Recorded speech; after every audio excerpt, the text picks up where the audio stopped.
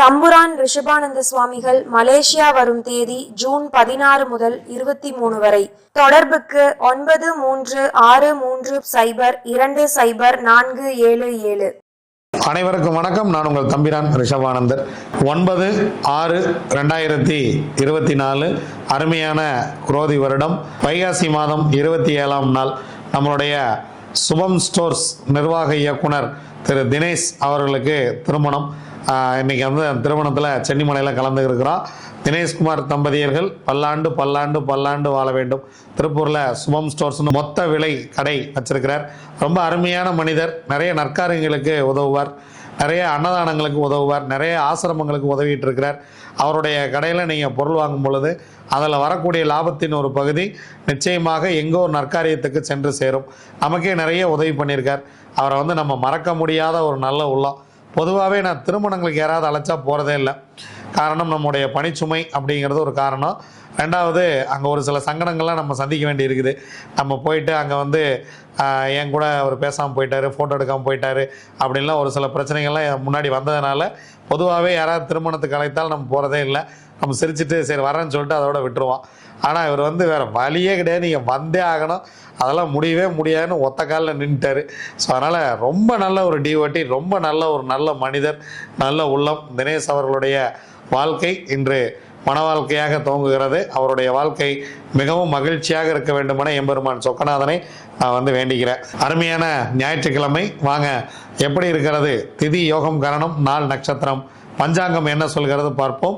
மாலை 5:37 வரைக்கும் திருதியை திதி, அதன் பின்பு சதுர்த்தி திதி, வளர்பிறை சதுர்த்தி.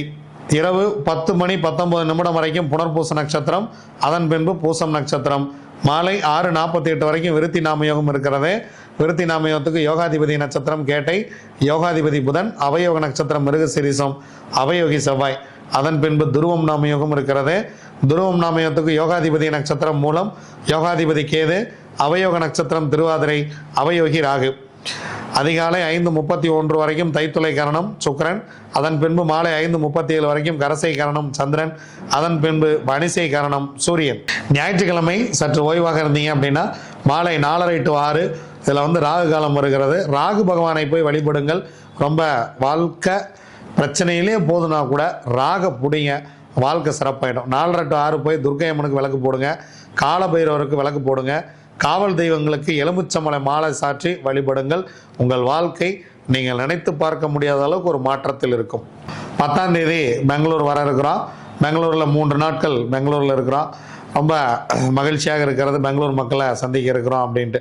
நம்முடைய மஞ்சுநாத் அவர்கள் தான் தலையில் தான் நின்றுட்டுருக்கார் சாமி வராருன்ட்டு. அவர் வந்து எப்படி சொல்கிறது, ஒரு நாளைக்கு ஒரு முறை பேசினா தான் நான் தூங்குவேன் அப்படிங்கிறாரு. அந்த அளவுக்கு நம்மளுடைய டிஓடி. அவங்களுக்கும் நம்மளுடைய சுகர்லதா அவர்களுக்கும் நம்மளுடைய லக்ஷ்மி அவர்களுக்கும் நம்மளுடைய சசிகலா ஸ்ரீகாந்த் அவர்களுக்கும் இன்னும் பல நல்ல உள்ளங்களுக்கு நம்ம வந்து கடமைப்பட்டிருக்கோம் பெங்களூரில். ஸோ பெங்களூரில் நிறைய அன்பர்களை நம்ம சந்திக்க இருக்கிறோம். வாங்க 27 நட்சத்திரங்களுக்கு உண்டான பஞ்சபட்சி ராசி பலன்கள் எப்படி இருக்கிறது அப்படிங்கிறத பார்க்கலாம்.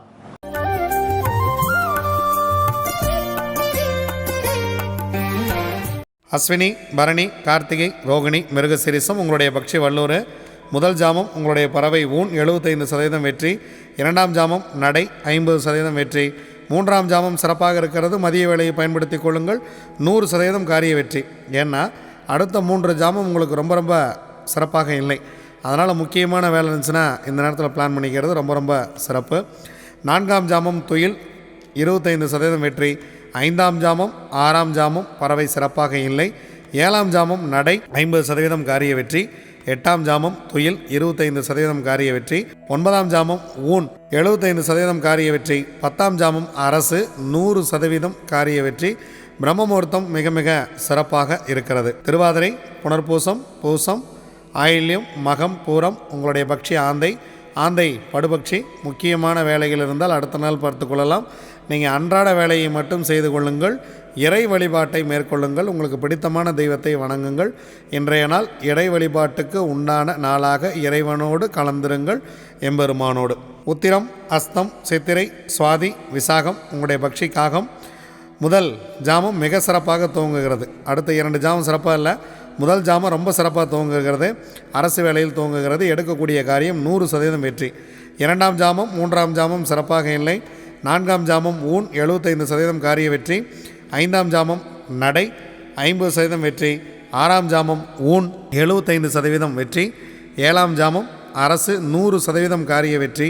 8ஆம் ஜாமம் பறவை சிறப்பாக இல்லை. 9ஆம் ஜாமம் நடை 50% வெற்றி.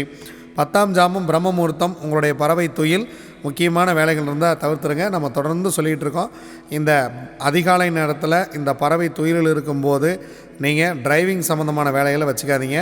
ஏன்னா மற்ற வேலைகள் கூட முன்ன பின்ன இருந்தால் பரவாயில்ல, டிரைவிங் சம்மந்தமான வேலை இருந்தால் 100% இந்த நேரத்தில் தவிர்த்து விடுங்கள். அனுஷம், கேட்டை, மூலம், பூராடம், உத்திராடம் உங்களுடைய பக்ஷி கோழி.